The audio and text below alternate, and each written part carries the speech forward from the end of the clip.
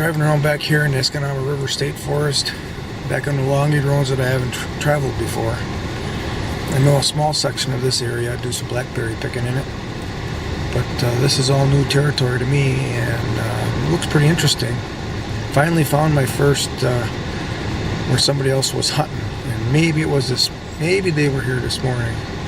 They bring a four-wheel in, and then there's a little four-wheel track that heads off this way, maybe another 50 yards, and then he has a ground blind.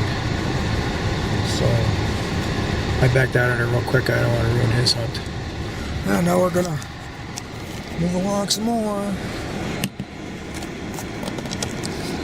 Get this set up again. Okay. It's a nice blind here, overlooking some nice territory. Big gun territory. Looks pretty interesting. I walked all the way to the west until I got hit the swamp. There's a real nice trail. Comes right along this edge here.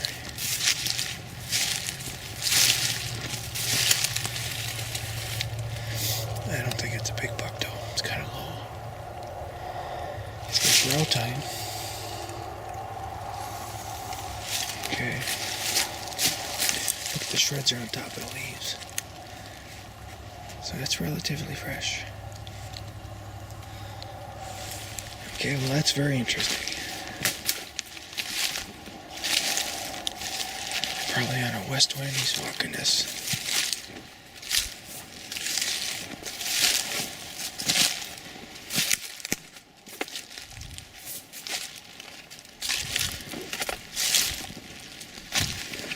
Yeah, that's pretty fresh right there. Okay, so something's along here that they like.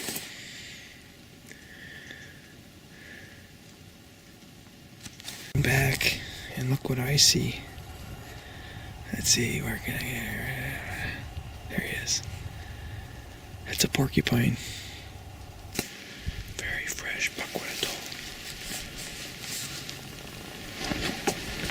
So like right here, one's the buck, one's the doe.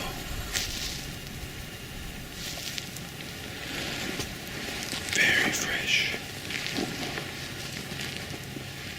Here now. She's moving now. Be a buck with her. It's that time of the year. There, you can see her tail now. There's it.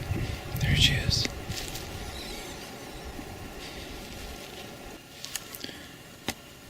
That's a good 100 yards. I was just stuck in a really deep hole, and the front tire was in.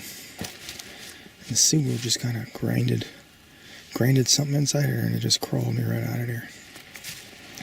But I hit her pretty hard. Oops, I didn't want to make that noise. Hit the hole pretty hard and separated the front.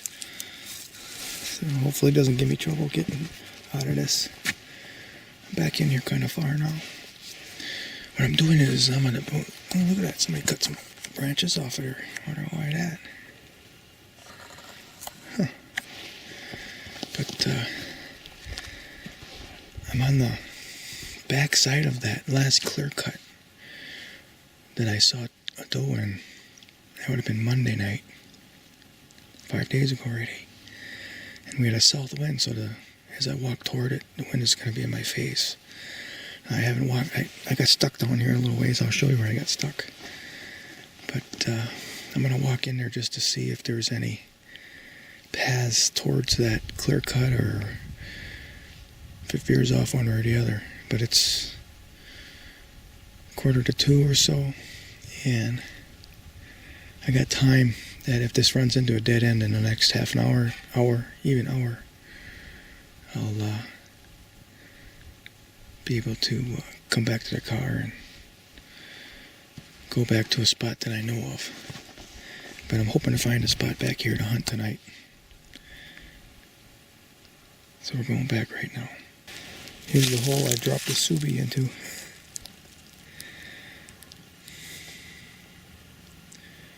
So it was bottomed out. But the other 3 tires engaged and pulled that thing right out of there. So this is the direction. Off to the right is where that clear cut is, probably 300-400 yards in there. And we're just going to explore to see how far this goes back and whether it opens up a little bit. Whether it goes all the way to that clear cut. If it does, boy, I sure would like to have a backside to this last clear cut there. Buck rub over there. Buck rub over there. And a nice cedar to put a stand into too.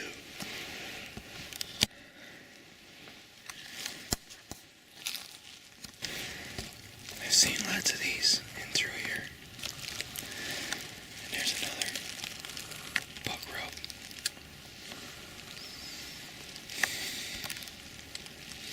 This is a really old 2-track here. The logging truck probably came in here and get logs. As long as I can find my way up. It's an old scrape. It's pretty old. There aren't any leaves on it, so it isn't old. Using that elder branch as a scent mark. There's another scrape.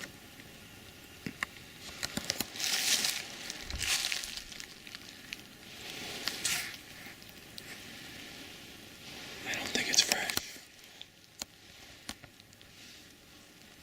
Well, this is a end of a knob.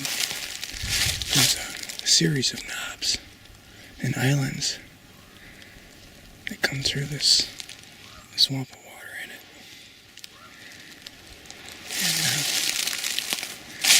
And almost looks like there's a trail off this way.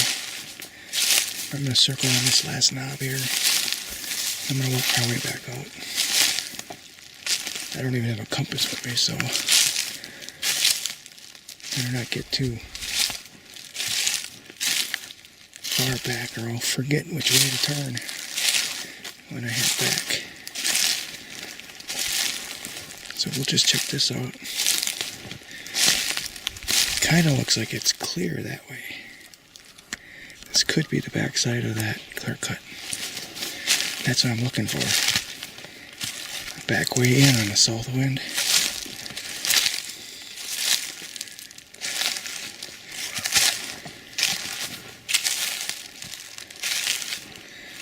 Looks like some clear stuff back here too. So look at the shadow. I gotta head towards the sun to get back to this knob here. Take a good look at it here. I don't want to go over the top on it or go until I meet the swamp and then walk with the swamp. There's an extent. A very large blueberry marsh here towards the west. And I'm following this thin straggle of spruce and tamarack. That divides the blueberry marsh. And there's some open hardwoods on the other side of a creek. And I found my first little sign of buck right here. There is a big spruce tree. I walked out there. I should have took a video out there, but kind of sticks out there by itself. I don't think I can quite see it from here right now. But from that blueberry tree, man, you can see for a half mile over all those blueberries. Don't need to be up too high. But there's some major trails that intersect through this, and I smelled some buck rutting smell a couple times now. I got a whiff. So the wind is kind of varying between west and south and north. It's supposed to go from northwest to south about now. See, I get into this open here. I'd like to find a tree that'll overlook these couple of major runs that skirt this.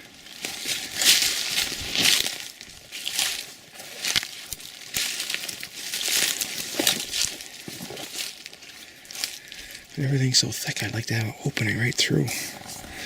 So I'm going to keep following this until something materializes. Or I get lost.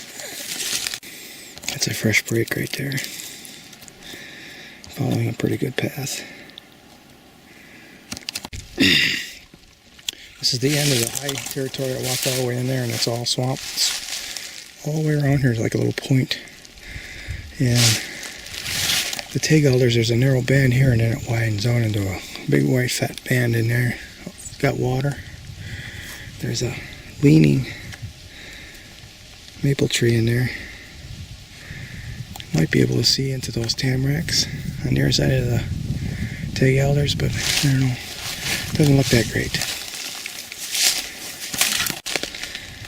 And you can see where it thins out here a little bit on the other side of the creek. And the tag alders are pretty thin right here too. We've got one large tree here. Looks like a maple. Doesn't look like a maple. Got maple leaves underneath it. That's a popple. And it doesn't see to the other side of that band of spruce and tamarack and pine, but it sees into it pretty good.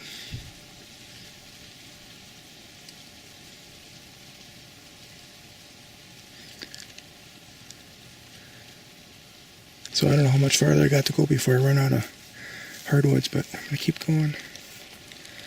I'm heading to the north right now. My car's up over that rise there in the hardwoods.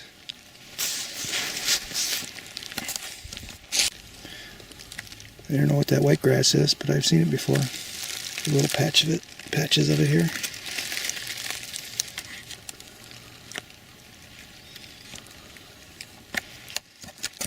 Well, that looks pretty nice here. Let's see what it looks like.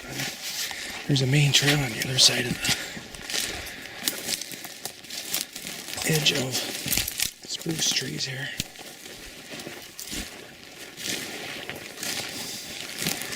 It's pretty gnarly right here, a lot of trees down.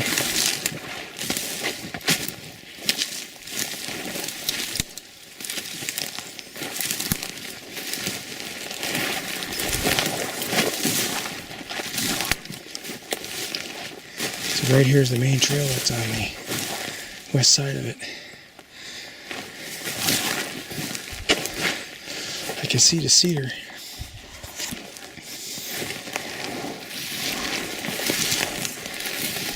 But I don't think, maybe there's a shot right through here, a little window.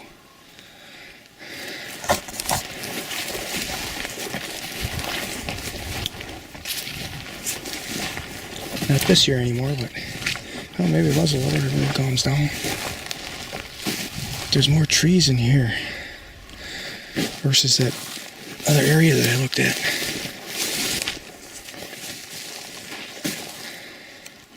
I don't think I'm going to get a good shot to this outside. But with this tangle of stuff here, we might hit this and want to go around it to the inside. If we go around to the inside, then I got a shot. Plus, there's a pretty good one right here in the middle. Pretty good trail.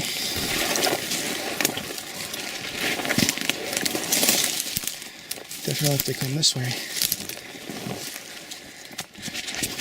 Got a shot. There's the cedar. Let's walk this way a little ways. I didn't walk to the cedar. I came in this way because there's pretty open right there too, which gives me a pretty good shooting towards the south. Let's walk to the north here once and see if there's any openings. All right, I'll get back to you. Now we're at the cedars.